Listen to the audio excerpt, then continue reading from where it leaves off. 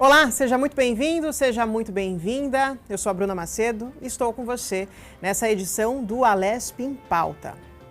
Olha, gente, uma pesquisa da Secretaria Municipal dos Direitos Humanos e Cidadania da Prefeitura de São Paulo mostra que 43% das pessoas trans já sofreram violência física por causa da sua identidade de gênero.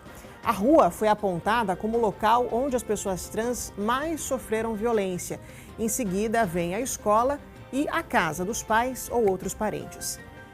Em 2023, no Brasil, morreram 155 pessoas trans. 145 foram casos de assassinatos e 10 pessoas cometeram suicídio depois que sofreram violência. O número de assassinatos aumentou mais de 10% em relação a 2022. Esses dados são da 7ª edição do dossiê Assassinatos e Violências contra Travestis e Transsexuais Brasileiras em 2023. Diante de todas essas informações, o Alesp em Pauta fala hoje sobre os desafios de ser trans.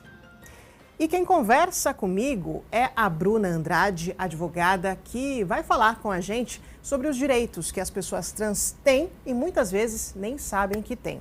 Bem-vinda, doutora Bruna. Obrigada pela participação. Obrigada a você pelo convite. E também a Alessandra Freitas, psicóloga, que conta como fica, a saúde mental de uma pessoa trans em meio a tanta violência que a gente citou aqui no início. Alessandra, obrigada pela sua participação, seja muito bem-vinda. Que agradeço por eu estar aqui hoje falando com vocês. E também a Priscila Regina Duarte, autônoma e trans. Bem-vinda, Priscila. Obrigada pela sua participação. Oi. Pode perguntar. Tudo bem com você? Tá tudo bem. Então tá bom, meninas. Vamos decolar? Vamos para o nosso bate-papo? Primeiro, Priscila, eu queria começar com você. Acho que você acompanhou aí a nossa introdução. Eu citei aqui alguns dados de violência, que as pessoas trans sofreram ao longo desse último ano. Eu queria saber para você como é ainda saber de tanta violência que nos dias de hoje ainda acontece.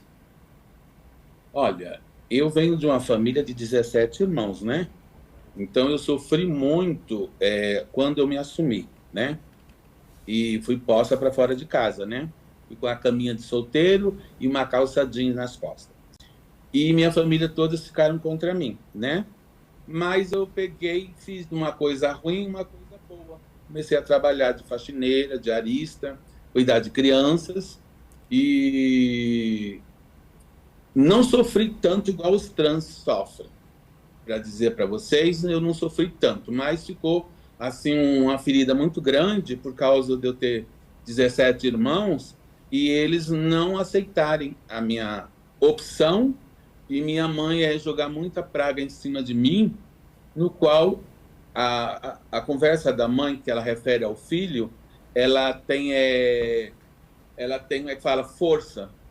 E tudo que ela pediu quando soube que eu era trans, Ela pediu assim, eu prefiro que ele seja maconheiro, ladrão, que seja bandido, estrupador, estelionatário, mas eu não quero um filho assim. E acho que essas palavras dela, proferida por ela, para mim, como eu sou ariana, não sei, queria sempre mostrar que eu tinha que ter o poder, eu estava assumindo, eu era com 9 anos, sendo posta para fora de casa, tendo que fazer faxina, eu era diarista de limpar até o teto, não é essas diaristas de hoje, a gente antigamente fazia limpeza, lavando até as coisas, eu entrava às 7 horas da manhã e saía às 8 horas da noite. E fui trabalhando, trabalhei na escola, fui merendeira, fazia a merenda da escola. Tanto é que eu era tão magrinha, hoje eu usava calça 14, hoje eu já estou usando calça 46. Mas na época que eu trabalhei na escola, que a merendeira me pagava por fora, eu lavava as panelas dentro da panela, eu areava, porque ela era muito enjoada, as panelas eram maiores do que eu. E era aqui no José Carlos Antunes, aqui em Santo André. Então, eu também sou muito conhecida e, devido ao meu tamanho, que eu sou grande, as pessoas me respeitam, E porque eu moro aqui já há 55 anos na mesma casa, E temos casa aqui da minha mãe, que é do meu pai, e eu estou sempre aqui no meio e eu nunca deixei a minha vida, eu nunca fui promíscuo, eu nunca levei vida noturna, eu não tenho vício nenhum, eu nem gosto de cerveja, eu sempre quero estar sempre bonita, sempre me cuidando, mas o sofrimento foi muito grande, as palavras foram muito grandes. Teve vezes que eu fui fazer faxina na casa da minha mãe e chegar uma senhora e a minha mãe falar assim, ela falou, nossa, que moça, sua faxineira, ela falou, ela é o que sua? Minha mãe falou, é uma amiga, uma grande amiga minha. E a senhorinha olhou para minha mãe assim e falou, nossa, dona Irene, se eu não conhecesse a senhora e essa moça que está aqui trabalhando, eu posso dizer que ela é sua filha, ela é sua cara, porque eu sou a fisionomia da minha mãe, né? Ô Priscila, e como é que está a relação de vocês hoje? Mudou a relação de vocês? Hoje sua mãe te respeita? Como é que está isso? Olha, hoje a minha mãe me respeita devido a que eu tenho... A minha vida é tão estranha, não digo estranha, eu casei com uma pessoa do mesmo sexo, não do mesmo sexo, casei com uma senhora de idade, vivi 18 anos com ela, para eu não ter que ficar na rua sofrendo e ter as minhas coisas. Então, eu cuidei dela e nós casamos no cartório, no civil, eu recebo uma pensão dela, um salário mínimo. E quando eu fui casar, minha mãe desejou muita praga, tudo, e eu casei forçada com essa senhora, devido porque meu irmão ia casar naquele mês, falou, eu não quero um homossexual no meu casamento, e também não quero o Zitinho aqui, que eles me chamam de Zitinho, né? Eu falei, mas eu nunca fui na casa de vocês, eu não quero ir. Aí eu fiquei com tanta raiva que eu peguei na hora, tinha essa senhora que ficou viúva, eu falei, você não quer casar comigo só para mostrar para minha família que eu sou gente igual a eles? Vamos casar, nem que seja como homem e mulher. Na hora H a gente fica de boa, né? E fiquei casado durante 18 anos com essa senhora, ela morreu depois, eu cuidei dela até os últimos dias, mas a minha mãe não muda, viu? Ela é pernambucana e gente não digo todas, minha mãe até hoje continua, não digo me amaldiçoando, né? Ela vem na minha casa, eu compro bolo Puba, que ela é do norte, compro umas coisinhas para ela comer, porque ela já está bem idosa. Agora ela pega, vocês podem falar, ela pega até minhas calcinhas que são grandes, quando vem tomar um banho, me dá a calcinha sua aí. Eu digo, você quer minha calcinha? Quero, agora eu não tenho problema mais não. Mas o que influencia na minha família é que são muitos irmãos homens, né? Edmundo, Joab, Josivaldo, José Severino, Douglas, Fabinho, é uma carretilha de gente. Todos têm além deles terem eu como irmão, eles deveriam resolver, fazer uma limonada. Eles fizeram foi estragar mais. Se eu não fosse a pessoa conceituada que eu sou aqui no ABC, eu estaria na rua, mas eu nunca me prostituí e nunca quis essa vida para mim. A única coisa que eu queria, na época que uma pessoa estava falando que ia dar um salário mínimo para os trans, né? E eu fiquei esperando muito isso, mas não consegui. Mas eu estou tentando me aposentar agora, né? Obrigada, Priscila, por enquanto. A gente já volta a falar. Eu queria ouvir agora a Alessandra. A gente ouviu aqui da Priscila um relato bem forte de uma violência que ela sofreu dentro de casa, né? Preconceito dos irmãos, preconceito da mãe. Na sua visão e na sua vivência como psicóloga, o que isso pode fazer com a parte emocional de uma pessoa? Sofrer essa violência dentro de casa, que seria ali um núcleo familiar que deveria te acolher, né? E não o contrário. Sim, exatamente, Bruna. Na verdade, toda a história de vida dela, né, pelo que ela contou, foi de muito sofrimento, de muita violência. Violência, como ela disse, verbal, né? Ela não teve grandes sofrimentos, como ela disse, físico, mas essa violência psicológica, ela acarreta, sim, danos. Então, ela pode desenvolver transtornos, depressão, ansiedade, insegurança mesmo à vida, né? E essa falta de acolhimento, né, das pessoas, da família. Então, por ela não ter essa segurança de pessoas próximas, queridas, entes queridos, ela foi buscar, como ela disse, um casamento forçado de uma pessoa, na verdade, sem amor, questão financeira até, né? Faltou esse acolhimento, então ela tem aí, né, pode ter, na verdade, sofrimentos, né, várias questões aí, traumas, com certeza, que devem ser tratados, devem ser olhados. Mas é possível superar mesmo diante de tanta... Sim, existem tratamentos, né? Eu acredito que tem muitos psicólogos que já estão especializando só para esse público, que eu acredito que até programas, né, que possam incentivar, promover a saúde mental para esse nicho de pessoas em específico. Por quê? Porque é diferente, eles têm maior sofrimento devido a toda essa marginalização da sociedade, da comunidade, o não entendimento por parte da família. Então, tem tratamento, tem acolhimento, tanto na prefeitura como também, né, psicólogos aí que podem ajudar e também todos os profissionais da área da saúde, enfim, né? Priscila, eu percebi que você se emocionou ouvindo a Alessandra. Essa violência que você sofreu na infância, ali na fase da adolescência, ainda te traz assim vestígios? Ainda está presente em você de alguma maneira?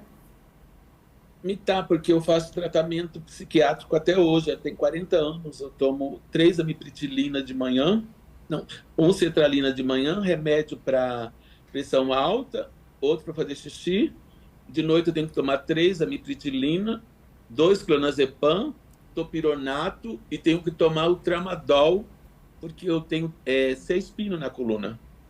Devido a eu trabalhar muito, eu tenho a L4, L5 e L6 minha. Eu fiz uma cirurgia muito grande. Então, dizer para você assim, não tem como esquecer. Eu estou tomando os remédios, eu queria até fazer o desmame, mas não tem como. Porque se eu ficar sem o sertralina, que é de 50 mg, até as 2 horas da tarde, eu não sei o que acontece comigo. Eu fico eufórica demais, eu quero sair na rua correndo, às vezes eu quero até tirar roupa, coisa que eu não faço isso, né? Mas na hora do euforismo, uma depressão que me deixou meio perturbada. E eu vejo, eu estava dando uma volta com meus cachorros esses dias, eu fui de noite, porque eu estou engordando bastante. O que aconteceu? Eu senti vultos atrás de mim. Aí eu resolvi não andar mais, porque eu sinto perseguição. Nessa casa aqui mesmo, que eu moro, veio um rapaz, colocou assim um bilhete, né? Morte para todos os transexuais, morte para todos os negros, morte para todos os baianos, morte para todas as coisas. E eu vi, porque na minha casa tem câmera, eu saí correndo, peguei os 2. Um Theo levou um susto terrível, que é o Diego, vizinho meu. Aí eu fui lá, falei com o pai dele, veio a polícia do GRAAC aqui, né? Aí eles pegaram, tomaram todas as providências, ele nunca mais mexeu comigo, o pai dele deu-lhe uma surra muito bem dada, e o outro, que era skinhead, ele foi assassinado, né? E eu falei para ele, ô Diego, você falando de mim desse jeito, como eu sempre te respeitei, você me conhece, eu conheço a sua avó, que já está com 90 anos. Uma vez ela estava morrendo aqui, saiu para comprar doce, ela deu uma chuva, de repente eu falei, dona Neuza, onde a senhora vai? Eu estou indo comprar doce, minha filha, eu tenho que vender meus doces. Eu falei, não vai agora, porque o tempo vai mudar. Não vai mudar, não. Eu sei que tem uma chuva horrível, tudo, deu um raio aqui do lado, que tinha meu portão, tudo, e a senhorinha de quase 90 anos, a água já ia levar ela. Aí eu corri pela rua, abri o portão, saí, eu falei, não, se eu tiver que morrer, eu morro com ela. Botei essa senhora nas minhas costas e levei até a casa dele. Depois até esse rapaz aí pedir desculpa para mim, porque pelo que ele tinha feito e porque da amizade que ele tinha, né? Tem muitos anos que eu não vi ele, aí eu vi ele agora há pouco tempo, que eu fui buscar água, aí do lado ele trabalha com negócio de bicicleta. Ele falou, não está me reconhecendo? Eu falei, não, quem é você? Sou o Diego. Aí eu falei, sim, o neto da dona Neuza. Ele falou, sim. Eu quero te pedir desculpa, sabe? Mas aí quando mais pede desculpa, mais me dá vontade de eu chorar. Você entendeu? Porque me pegou muito, me pegou muito. E também eu sofri violência sexual dentro de casa também. Entendeu? Dentro de casa. A pessoa que me colocou para fora de casa foi o que mais me violentou, o que mais me abusou. Então, a minha família, o meu pai me amava de um jeito assim incrível. Eu dei um relógio para ele na hora do assalto lá, ele falou, leva tudo, menos o relógio do meu filho que ele me deu. Mas eu sofri violência sexual dentro de casa. Não foi fácil. E além de tudo isso, eu tinha de 7 para 8 anos E o homossexual, ele não nasce homossexual. Quer dizer, a gente já...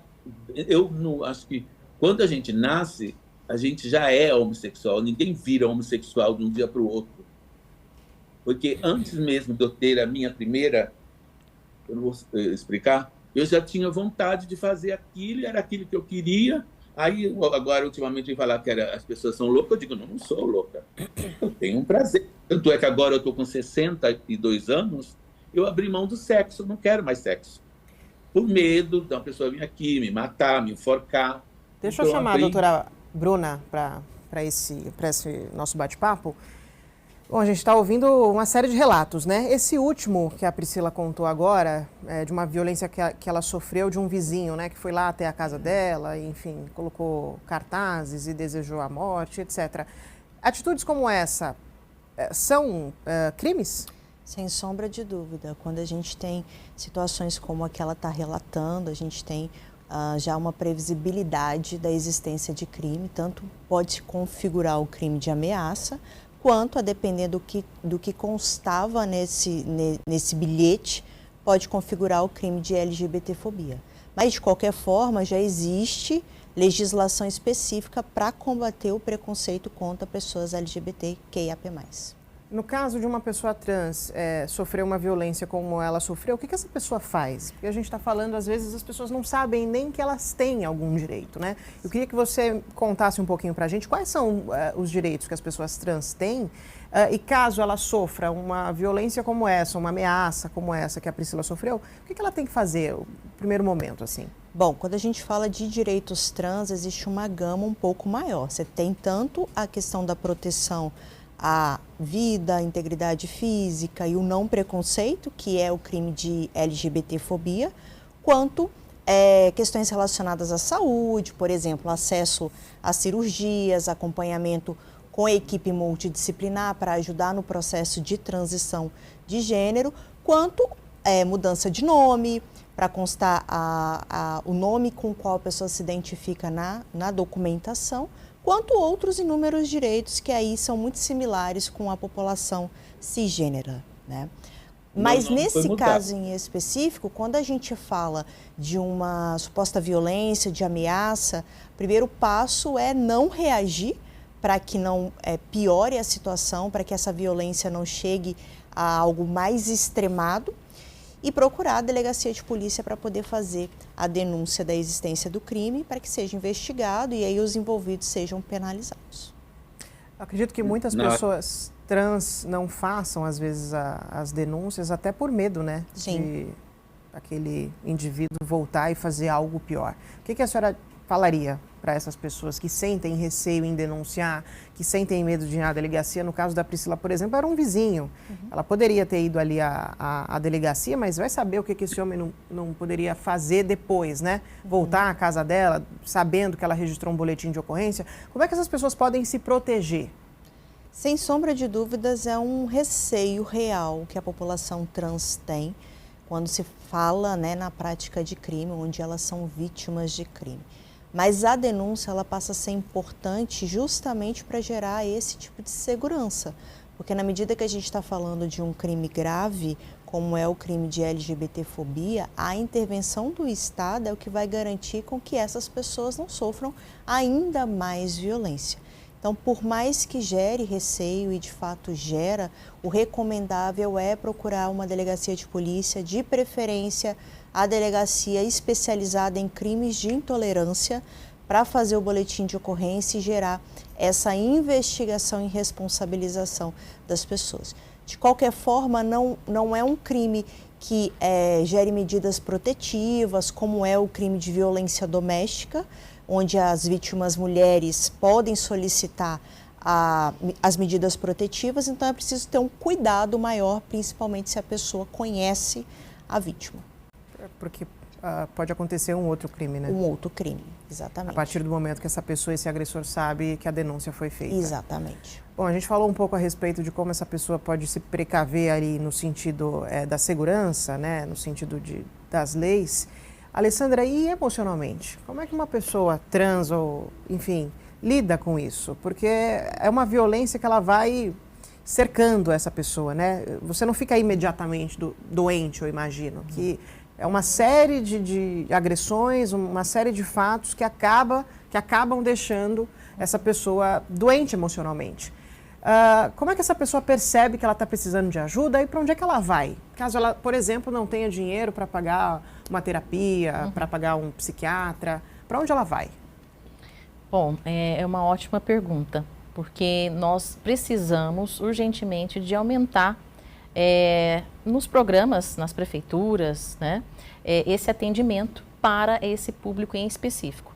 Nós temos já, né, os grupos aí, as comunidades, enfim, mas nós precisamos mais, está faltando realmente, né, psicólogos, psiquiatras, profissionais da área da saúde que são especializados com esse público, com esse pessoal que sofre, que está fragilizado, que tem todas essas consequências devido a inúmeros assédios, tanto na família, assédio moral no trabalho, porque devido a isso tudo fica muito difícil a discriminação, né, as pessoas entrarem para o mercado de trabalho. Então, é uma ajuda em conjunta. Como a doutora Bruna disse, é multiprofissional. Nós precisamos não só do governo, né, com mais programas de ajuda psicológica, psiquiátrica, em todos os sentidos, de grupos de apoio, né, tanto a pessoa que é agredida, mas também as famílias, de terem consciência, né, de como lidar com a pessoa, o filho, né. O que nós, psicólogos, precisamos também é levar informação, palestras, que eu chamo de psicoeducação, nas empresas privadas, em qualquer lugar, de forma até gratuita, para trazer informação para as pessoas, para a comunidade, por que não, né? Então, nas redes sociais, seja em qualquer lugar, está faltando informação, está faltando conhecimento para a comunidade, para a sociedade em geral. Quais os principais sintomas, assim, que a senhora poderia citar de uma pessoa que está emocionalmente doente? Sim. Depois que ela sofreu uma série de abusos, uma série de violências. Para quem está em casa agora assistindo a gente, se for uma pessoa trans, por exemplo, poder olhar para si e falar assim, poxa, eu estou sentindo isso, estou sentindo aquilo, talvez eu esteja precisando de ajuda. Porque isso, num primeiro momento, nunca é claro, né? Não. Quais são os principais sintomas, os principais pontos de alerta que essas pessoas precisam ter em mente para buscar ajuda? Bom, até de acordo com o relato, né, dela aqui, trazendo as informações para nós, vários sintomas. Esse choro, né, apatia, falta de vontade de viver, de fazer as coisas que antes dava prazer, né? Então ela perde a vontade de se relacionar com as pessoas, começa o isolamento social. Então é preocupante também aqueles pensamentos dissociativos, né? Pensamentos da pessoa querer tentar fazer algo contra a própria vida.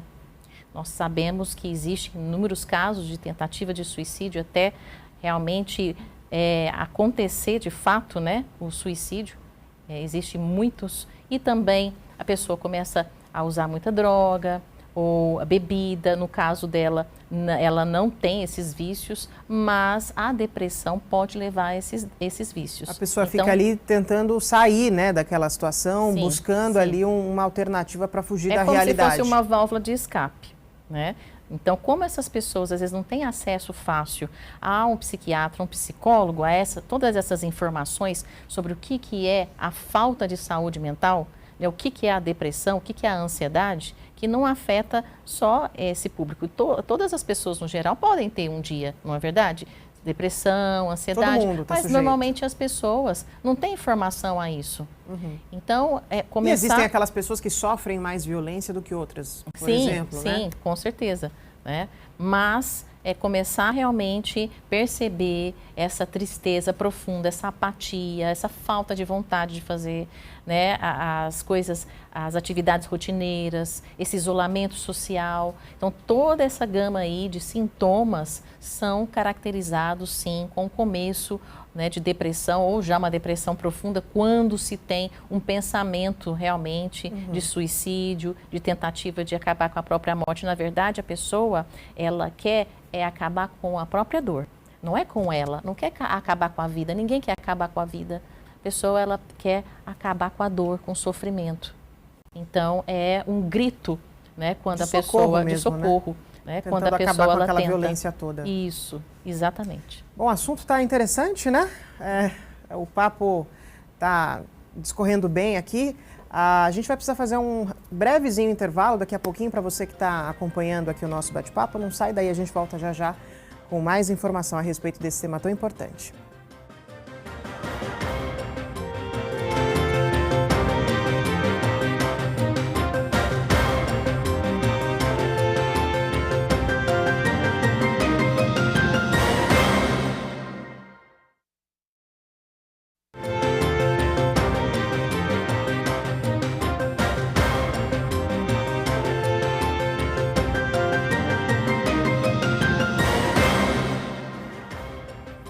Voltamos para um segundo bloco aqui de discussões. O Alesp em Pauta de hoje está falando a respeito dos desafios de ser uma pessoa trans. Eu estou recebendo aqui a doutora Bruna, a doutora Alessandra e a Priscila, nossa convidada de honra, que está dando um forte relato aqui, um forte depoimento do que ela passou ao longo de toda a vida dela por ser uma pessoa trans. Priscila, queria voltar contigo agora para falar um pouco a respeito dos direitos que as pessoas trans têm, muitas delas não sabem que têm. Eu queria saber como é que foi com você, por exemplo, o processo de mudança de nome, cirurgia de resignação sexual, se você teve alguma dificuldade nesse sentido, se você passou por isso, se você enfrentou desafios e como é que você vê a importância desses direitos numa sociedade que ainda é muito violenta com pessoas trans.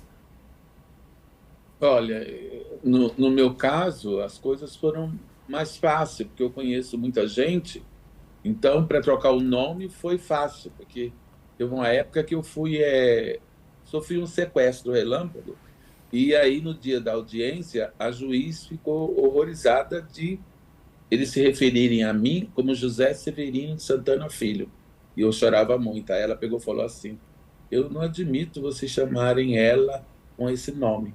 Qual é o nome que você gosta de ser chamada? Eu falei: Priscila Regina Duarte. Aí a juíza falou: olha, eu vou te fazer, pois eu quero que você troque o seu nome. Foi onde eu comecei a fazer, entendeu? Porque eu já sofri assalto, já sofri um sequestro relâmpago. Essas pessoas que vieram aqui no meu portão pediu, eu dei parte, veio a polícia do GRAAC, eles não me deixaram na mão, isso eu não posso omitir. Foram muito bons para mim.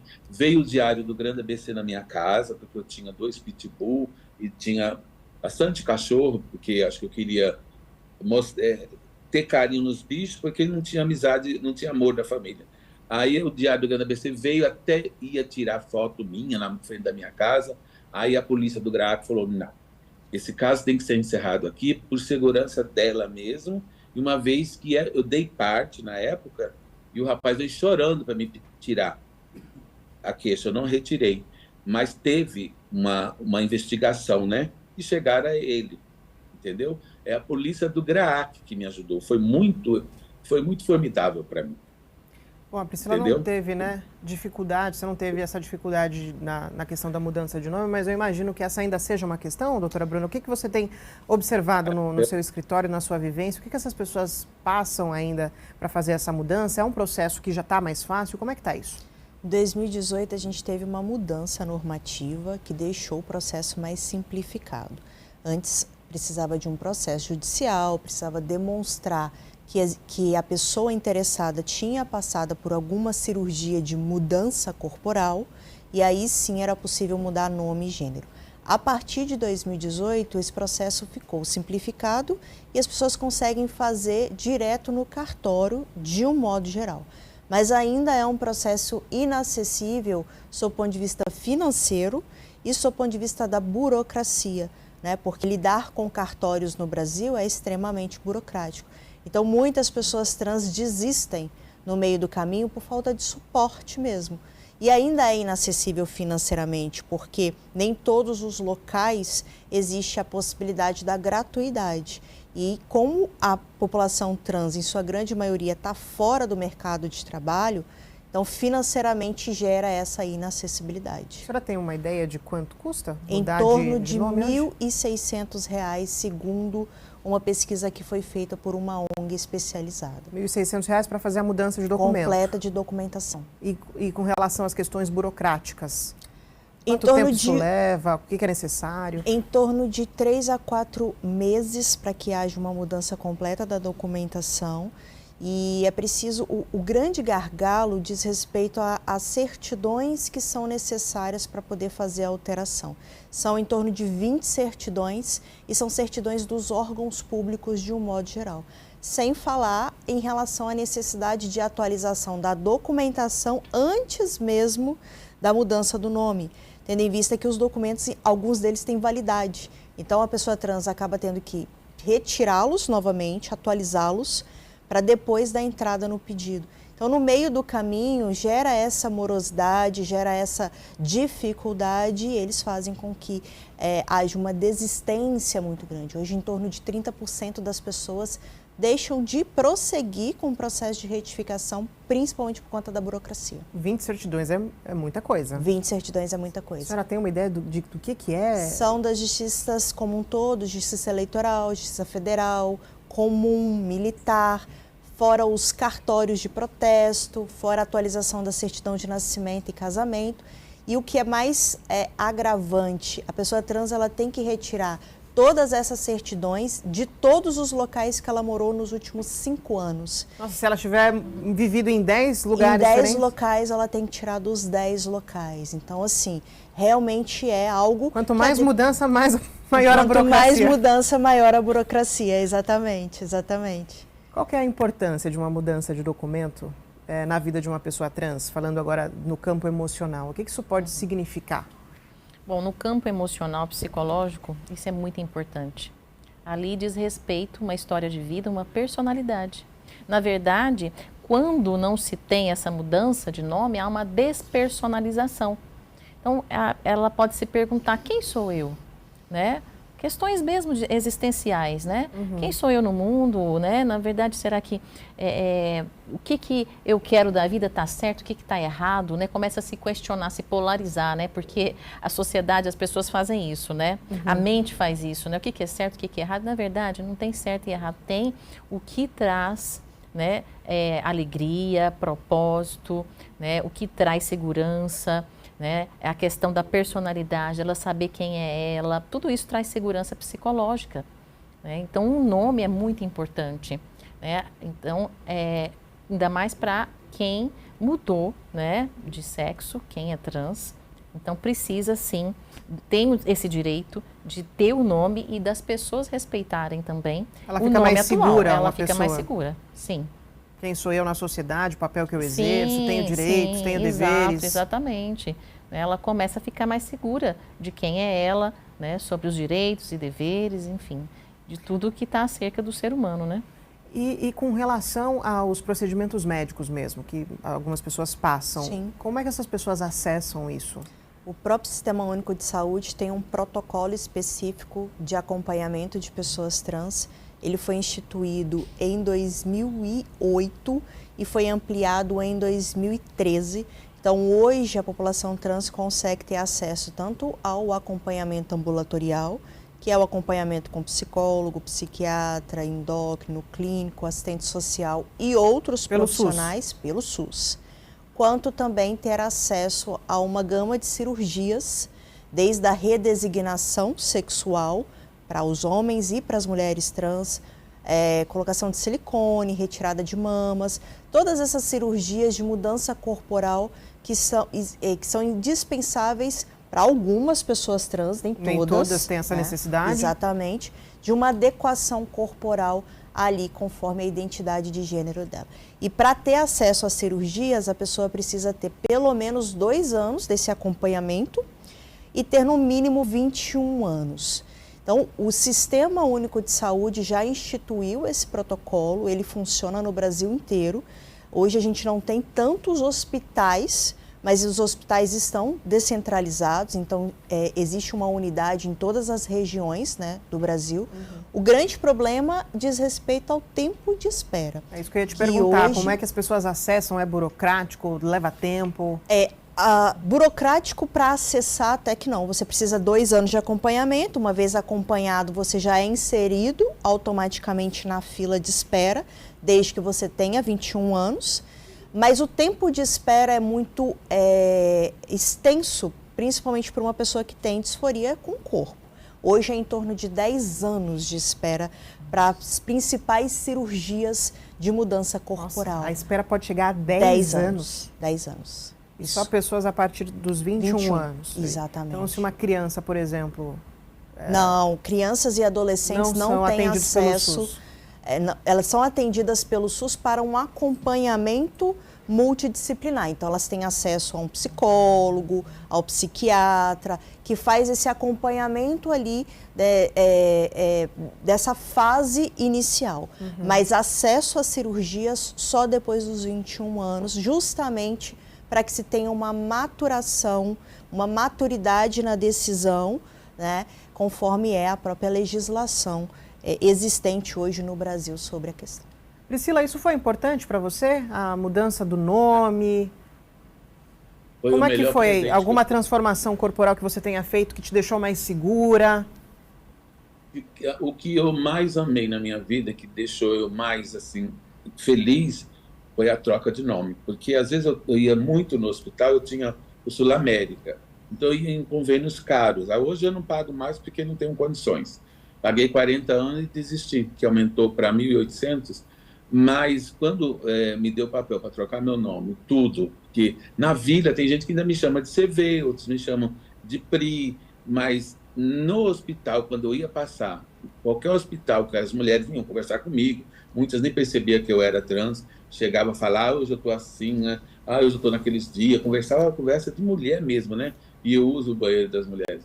Aí eu me senti em paz, porque quando, de repente, abria a porta e falava José Severino, uma vez eu quase me joguei de cima da janela, porque a mulher olhou para mim tão assustada, mas quem é José?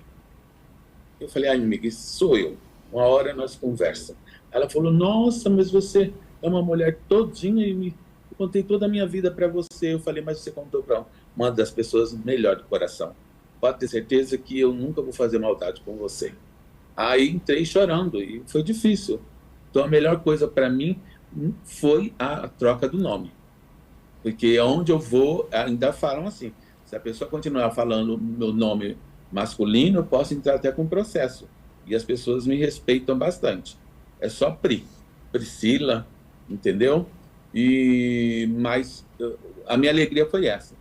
E ontem também eu estava aqui almoçando na casa do meu vizinho, que também eu tenho um problema sério. Eu tenho 3 dormitórios na minha casa. Nos 3 dormitórios eu pus uma cama de casal em cada um. Toda semana eu vou trocar essa roupa da cama. Aí ontem eles me assustaram, porque eles são espiritualistas. Você não tem medo de trocar essa roupa de cama e ter alguém nessa cama? Eu falei, não, eu não tenho medo de nada. É porque eu sempre gostei do conforto. Às vezes a Sus dormia lá, eu vinha dormir para cá. Aí eu fiquei com aquilo na cabeça, porque em cada cômodo do meu quarto tem uma cama de casal. Não sei se é a necessidade da família, que era muito grande, por ser 17 irmãos, e eu hoje, mesmo tendo os 17 irmãos, morreu só 2, eu tenho 15, é um vazio muito grande na minha vida. Você ter tantas irmãs, Simone, Valquíria, Juvaneide, Juvanice, todas as irmãs, e elas se afastarem de mim como se eu fosse nada. E eu sendo uma pessoa digna, eu nunca entrei numa delegacia, a não ser quando eu fui sequestrada, a não ser quando eu ia ter roubo. Então, a minha família, elas me serviram para acabar com o meu ego. Só que eu não penso em me matar, isso não. Eu penso sempre estar mostrando para eles que eu sou de Deus e eu agora abri mão do sexo também, que eu não quero mais. E eles mostraram para mim que quem sempre precisou de mim foram eles, financeiramente. Eu nunca precisei deles, entendeu? Porque eu fazia minhas faxinas. Aí o que eu fiz? Eu ganhava 100, vamos supor, 100 reais, eu não gastava os 100. Eu gastava 30 e deixava 70. Porque eu sempre tive na minha cabeça que eu não poderia ser uma trans miseravelmente pobre, que aí judiam muito mais, viu? Mas como a gente não é que eu tenho um padrão bom, tá? Eu tenho conhecimentos bons, boas amizades com pessoas afamadas, que tem coisas que não me ajudam, mas serve de algum reforço para mim na minha cabeça. E eu sempre estive envolvido no meio de pessoas ricas. Eu fui babá do filho da professora, que morava na Rua da Cerejeira, aqui no bairro Jardim. Eu sempre estive envolvido no meio de gente rica, né? E devido eu beber esse monte de água, porque eu tomo muito comprimido, entendeu? Aí eu tomo 6 litros de água por dia. Deixa eu trazer a doutora Alessandra aqui para o nosso papo um pouquinho. Eu queria que você falasse um pouco para a gente a importância da família num processo como esse, de cirurgia, de mudança de nome, de documento. Como as pessoas que estão ao redor dessa pessoa podem fazer e devem agir para acolher essas pessoas? E qual a importância, o papel que elas têm em momentos tão importantes como esse? Sim, a família tem um papel fundamental de apoio, de acolhimento, mas nem sempre é isso que acontece. Aonde essas pessoas se sentem, né, isoladas, discriminadas pela própria família e pela própria comunidade no geral. Então, seria muito importante realmente o acolhimento da família. Na verdade, tem um apoio psicológico, né? Como a doutora Bruna disse, tem um ambulatório. A família também precisa de acolhimento ou de Sim, existem grupos, né, nesses ambulatórios e do SUS para acompanhar a família. Então, como que essa família vai ajudar? Como é que essa família vai acolher, vai apoiar? Então, nem sempre as famílias sabem. Então, precisa de um profissional, multiprofissionais. Então, equipe ajudando, apoiando, para que essa família realmente tenha ali, né, as informações necessárias para fazer esse acolhimento, para poder apoiar esse processo. Doutora Bruna, a gente estava conversando aqui antes da gravação e a senhora me contou que a senhora trabalha com o público LGBT. Isso. Hoje, pela sua vivência ali no escritório, pela sua experiência, quais os casos que chegam ali no seu escritório hoje envolvendo esse público? Em relação ao público em geral? Sim, existem 3 grandes... A gente pode fazer um mix. Primeiro a senhora fala do público LGBT e depois especificamente das pessoas trans. Perfeito. Quando a gente fala do público LGBT como um todo, a gente tem 3 grandes pilares. A gente tem os direitos identitários, que são direcionados à população trans especificamente. Nós temos os direitos, como por exemplo, né, as questões de nome, as questões de cirurgia, as questões de nome social, as questões referentes a acesso a trabalho e assim sucessivamente. Nós temos o segundo pilar, que são questões referentes à formação de famílias. Então, nós temos, por exemplo, questões de adoção, registro duplo de parentalidade, questões referentes à reprodução assistida e assim sucessivamente. E o terceiro pilar diz respeito à questão de preconceito propriamente dito, que aí vai ser alguma coisa relacionada à violência ou às questões de LGBTfobia ou inacessibilidade a alguma política pública ou algo nesse sentido. Então, quando a gente fala do público LGBT como um todo, tem esses 3 grandes recortes. E aí, especificamente sobre o público trans, a grande maioria das demandas são referentes a nome e documentais, né, as questões documentais e as questões referentes a acesso à saúde, liberações de cirurgias, acompanhamentos ambulatoriais, questões de preconceito relacionada à saúde trans especificamente. A violência ainda é presente no seu escritório? A violência ainda é presente, a população trans ainda não está inserida da forma adequada no mercado de trabalho, então ainda existe muita inacessibilidade, muita não contratação e isso, além de ser crime, pode gerar uma responsabilização ali da empresa que não contrata uma pessoa trans só em razão da sua identidade de gênero. Estou aqui pensando, né? Esse é um tema interessante, essa questão do mercado de trabalho. Se uma pessoa passa por um processo seletivo e ela não passa, não é chamada pela vaga, como provar, por exemplo, que aconteceu ali um caso de preconceito? É difícil, é uma régua difícil de medir, às vezes a pessoa sabe que ela sofreu essa violência, esse preconceito, mas como provar? Sim. a gente fala sobre o comportamento contraditório. Então, quando você, a partir do momento que você está num processo seletivo, ele é dividido em etapas. E a partir do momento em que você vai avançando nas etapas, existe um comportamento de que você está apto àquela vaga que está disponível. Quando em algum momento esse comportamento é quebrado, esse padrão é quebrado, você tem uma quebra do padrão do comportamento, aí a gente consegue demonstrar para o juiz que essa quebra acontece justamente em razão da identidade de gênero. E geralmente as empresas elas não são nem um pouco cautelosas em relação a isso. Inclusive chegam a deixar escrito, não de forma tão clara, não estou te contratando por ser uma pessoa trans, mas, por exemplo, logo depois da solicitação de uma documentação para poder formalizar a contratação, que aí se aquela documentação não é retificada, fica muito evidente que a não contratação aconteceu justamente por se tratar de uma pessoa trans. Isso não é passível de interpretação?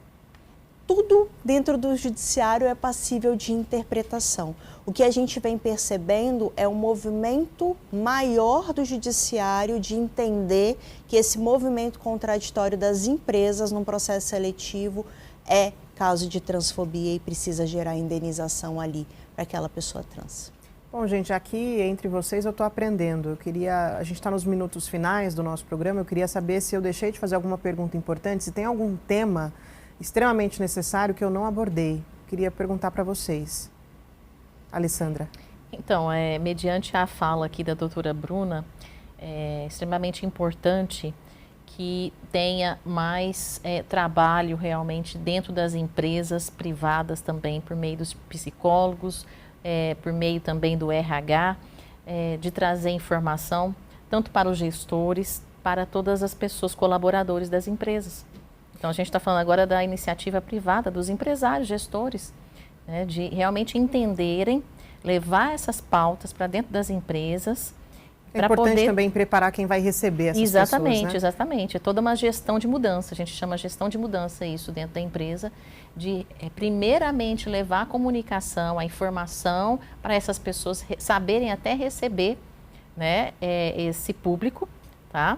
Porque pode ocorrer assédio moral e não é isso que a gente quer. Então, realmente é preciso levar essas pautas, essas informações que são extremamente relevantes para realmente eles encontrarem no mercado apoio dessas empresas, no mercado de trabalho, para começar a trabalhar, se sentirem seguros, se sentirem ali capazes, né, de realizar as metas de vida, enfim, né, na realização pessoal e profissional. Bruna, algum tema que eu deixei de abordar? Eu acho extremamente importante a gente falar também sobre o nome social, porque como a retificação ela é um processo mais burocrático, mais inacessível, hoje existe o direito ao nome social, que é a possibilidade da pessoa trans só incluir o nome com o qual ela se identifica. Não necessariamente mudar toda a documentação. Não necessariamente mudar toda a documentação. E esse processo é bem mais simples, é bem mais barato, é basicamente tirar uma segunda via do documento. Alguns documentos a pessoa trans consegue inserir de forma online, outros não. Então, é importante a gente gerar essa informação, porque talvez possa ser o primeiro passo para o exercício da cidadania dessa pessoa. Isso, essa informação corre automaticamente para os órgãos, por exemplo, se uma pessoa inclui o nome social dela, vai até um pronto-socorro, consegue que esse nome social esteja lá à disposição? Vai para o próprio documento. Então, a gente pensando num RG, por exemplo, vem o nome social dessa pessoa dentro do documento. Então, ela se apresenta socialmente dessa forma e existe a obrigatoriedade de respeito. Então, se vai, por exemplo, num hospital, a forma como ela precisa ser chamada é pelo nome social, porque consta na documentação oficial. Curiosidade, eu nunca vi um RG de uma pessoa trans com o nome social. Vai o nome completo de nascimento e depois o nome social, é isso? Exatamente. Vem nome de registro, que é o nome originário, e nome social, que é o nome com o qual a pessoa se identifica. Lembrando que o nome social ele é um direito e a pessoa trans ela deve ser acionada pelo nome social se ela assim desejar. Perfeito. Priscila, obrigada pela sua participação. Queria que você deixasse aí o seu comentário final a respeito do programa, alguma mensagem que você queira passar para quem está assistindo a gente agora. Para que todos corram atrás dos seus objetivos, né? E que, por ser trans, não precisa se prostituir. Por ser trans, não precisa ter tanto medo da sociedade. Eu não sei se é porque eu logo cedo comecei a trabalhar, eu nunca tive medo de ninguém. Então eu falava de igual para igual. E também aconteceu uma coisa comigo, que eu prestei um concurso pelo Estado e passei com nota 10. Já era para me estar trabalhando mais de 40 anos. E eles me negaram porque eu era desse jeito, eu não poderia ser inspetor de aluno. E aí, para cortar o assunto um pouco, a gente foi do primeiro andar até o 13º, os médicos tudo querendo falar comigo, parecia que eu era um extraterreno. Aí eu falei, tá, você quer saber de uma coisa? Amanhã eu não vou mais trabalhar assim, vou trabalhar de faxineira, vou me virar e vou mostrar para a senhora que ser transexual não vou ser vergonha para a senhora. A vergonha que ela tem agora não é só de mim mais, agora ela não tem mais. Ela aceita, mas diz que morre, não querem que eu vá no enterro dela, então ela não aceita, né? Mas eu perdoo, ela vem na minha casa, me beija, eu beijo ela, eu compro as coisinhas que ela quer, mas que hoje está bem melhor para o transexual. E eu acho que a pessoa tem que ser do jeito que é. Ela queria que eu fosse um transexual de paletó e gravata. Eu falei, não, para me ser um homossexual de paletó e gravata, eu preciso morrer e nascer de novo, ou mulher ou homem. Eu me sinto uma mulher, eu sou uma mulher. Tanto é que eu tenho as pernas igual a da minha mãe, tudo meu é igual a da minha mãe, não tenho pelo no corpo, não tenho nada.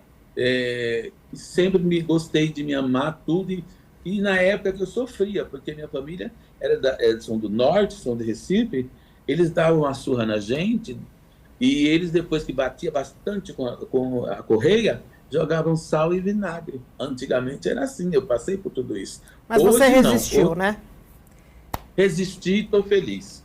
Obrigada, porque viu? Tem pessoas boas que dão chance para a gente falar, e por ter gente tão importante na vida da gente que nem vocês. Fiquei muito feliz de vocês terem me chamado, me senti bem. Que bom. E fico feliz que você tenha se sentido bem aqui com a gente. Obrigada pelo seu relato, pela sua participação, tá bom? E parabéns pela sua história de vida. Alessandra, Bruna, muito obrigada pelo bate-papo, foi ótimo. Para você que acompanhou a gente até aqui, fica também o meu agradecimento. Obrigada pela sua companhia. Eu te espero numa próxima oportunidade. Tchau, tchau.